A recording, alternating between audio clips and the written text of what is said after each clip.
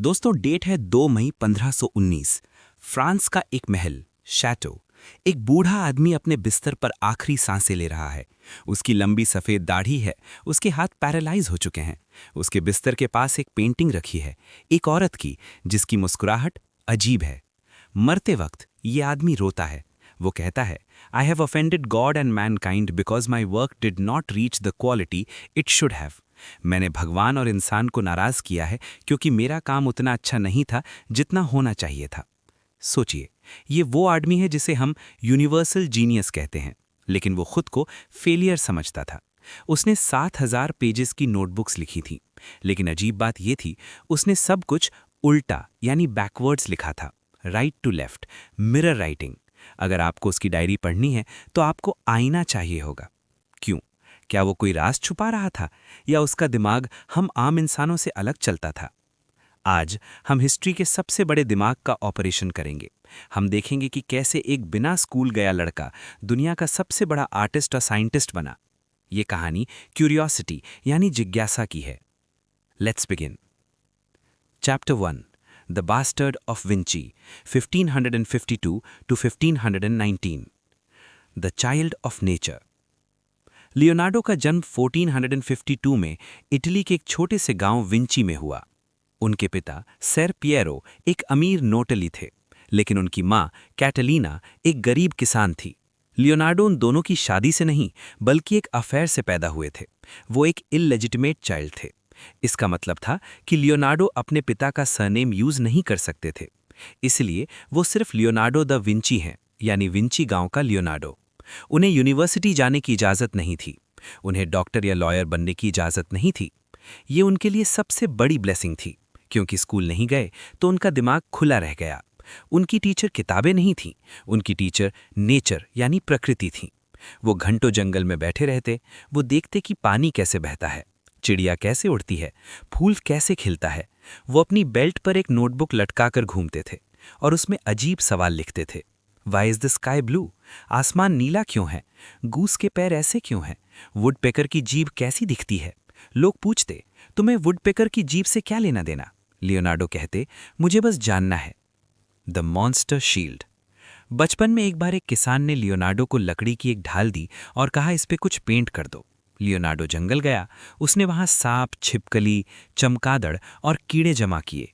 उसने उन सबको देखकर एक मॉन्स्टर राक्षस ड्रॉ किया, जिसकी आंखों से आग निकल रही थी और नाक से धुआं।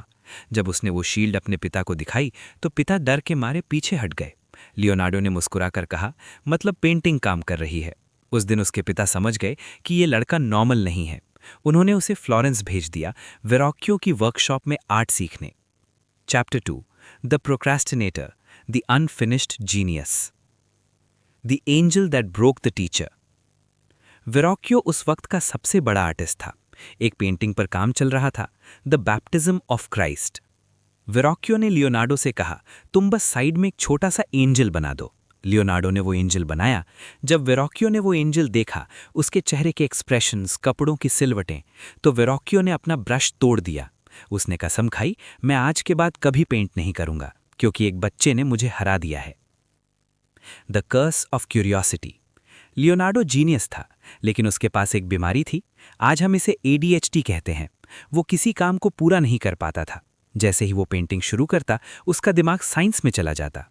वो पेंट बना रहा होता और सोचता, ये पेंट सूखता कैसे है। फिर वो केमिस्ट्री पढ़ने लगता। वो पेंटिंग में नदी बना रहा होता और सोचता, पानी का फ्लो कैसे काम करता है। फिर वो जियोलॉजी पढ़ने लगता। इस वजह से वो अपने क्लाइंट्स को परेशान कर देता था। उसने एक painting The Adoration of the Magi शुरू की, लेकिन बीच में छोड़ दी। उसने सेंट जेरोम शुरू की, छोड़ दी। वो एक भारी भरकम घोड़ा यानी हॉर्स स्टैचू बनाने वाला था मिलान के ड्यूक के लिए। उसने 10 साल तक सिर्फ घोड़े की मसल स्टडी की। स्टैचू कभी बना ही नहीं। लोग उसे लूजर कहने लगे थे। ये आदमी सिर्फ बातें करता है, काम खत्म नहीं करता। लेकिन लियोनार्डो पेंटिंग नहीं बना रहा था, वो साइंस ढूंढ रहा था। The last supper disaster. जब उसने द लास्ट सपर बनाई तो वो घंटों तक दीवार को घूरता रहता और एक भी ब्रश नहीं चलाता। लोग पूछते, क्या कर रहे हो? वो कहता, main of Lofty genius sometimes accomplish the most when they work least. Genius लोग तब सबसे ज्यादा काम करते हैं जब वो कुछ नहीं कर रहे होते, दिमाग में काम चल रहा होता है। लेकिन यहाँ भी उसने एक्सपेरिमेंट किया। उसने नया पेंट यूज़ किया जो सूखा नहीं। लास्ट सपर बनने के कुछ साल बाद ही खराब होने लगी, पील होने लगी। उसकी सबसे बड़ी मास्टरपीस टेक्निकली एक फेलियर थी। Chapter 3 the scientist of death, anatomy and war. The graveyard shift. Leonardo को जानना था कि इंसान कैसे बना है। उस वक्त ह्यूमन डिसेक्शन यानी लाश को काटना पाप माना जाता था, चर्चेस के खिलाफ था। लेकिन लियोनार्डो को सच जानना था। रात के अंधेरे में वो कब्रिस्तान जाता, वो ताज़ी लाशों को निकालता। हॉस्पिटल्स में वो मरते हुए लोगों का इंतज़ार करता। एक बार वो एक 100 साल के बूढ़े के पास बैठा था। जैसे ही वो बूढ़ा मरा, लियोनार्डो ने तुरंत चाकू उठाया और उसे काटना शुरू कर दिया। वो देखना चाहता था कि पीसफुल डेथ का कारण क्या है।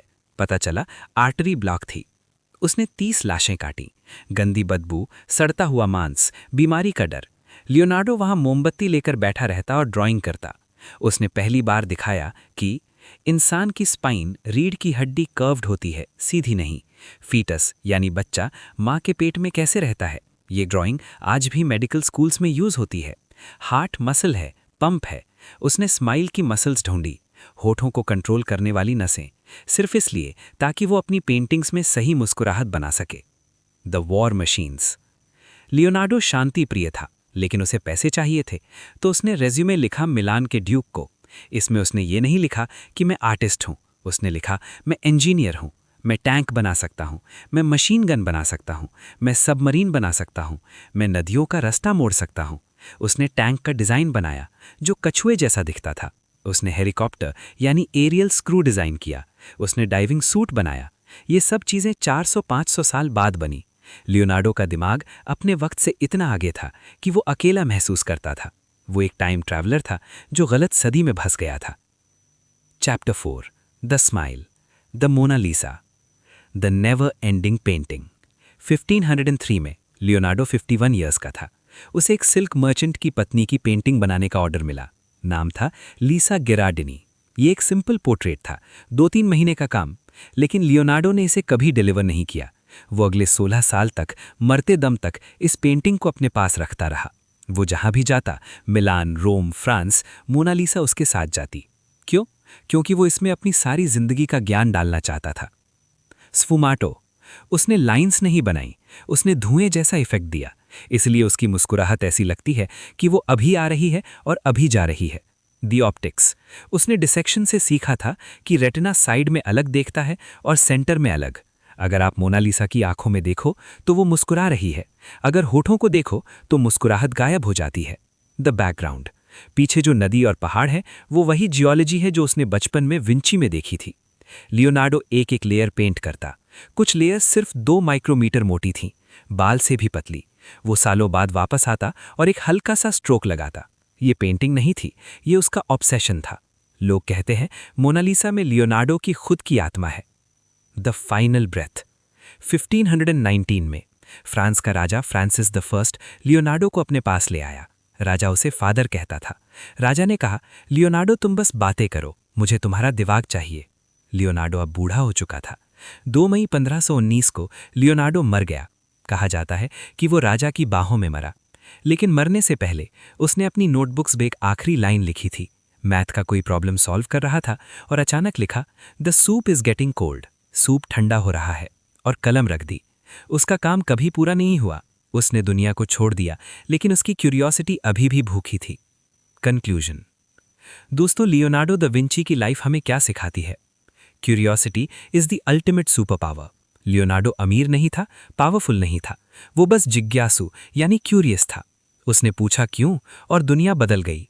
It's okay to be unfinished. हम सोचते हैं कि हर काम कंप्लीट होना चाहिए। लियोनार्डो ने दिखाया कि प्रोसेस रिजल्ट से ज्यादा इंपॉर्टेंट है। उसकी नोटबुक्स जो अधूरी थीं, आज बिल गेट्स ने $30 मिलियन में खरीदी हैं। Connect everything. आर्ट और साइंस अलग नहीं है। लियोनार्डो ने एनाटॉमी साइंस पढ़ी ताकि वो मोनालिसा आर्ट बना सके। अपने इंटरेस्ट्स को मिक्स करो। आज जब आप हवाई जहाज देखते हैं या मेडिकल साइंस का कोई चमत्कार देखते हैं, तो याद रखिए, इसके पीछे उस नाजायज बच्चे का दिमाग है जिसने 500 साल पहले अंधेरे में लाशों को काटते हुए रोशनी ढूंढ ली थी। रुकिए मत, कीप वंडरिंग। जय हिंद।